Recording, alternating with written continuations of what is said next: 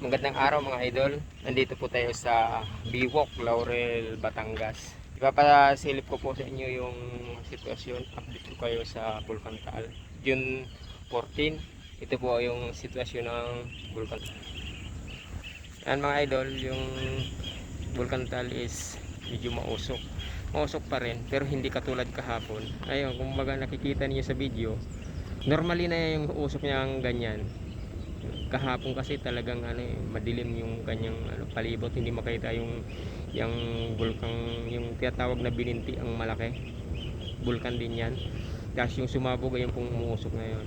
Kahapon hindi po makita yan nung nasa po tayo, nasa Talisay. Ngayon nandito po tayo sa Biwok. Hindi po masyadong kalayuan yan dito sa Biwok. Ayan po, hindi po yan masyadong kalayuan, pero yung usok niya mga idol, normal po yan sa araw-araw niyang sitwasyon. Normal po yung usok ng ganyan. Ayan.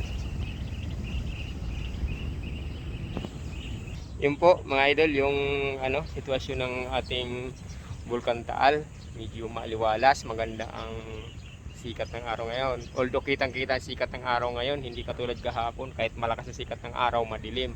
Pero ngayon, yun, maliwalas po. Kahit na malayo yung Bulkan Taal, makita natin maliwalas.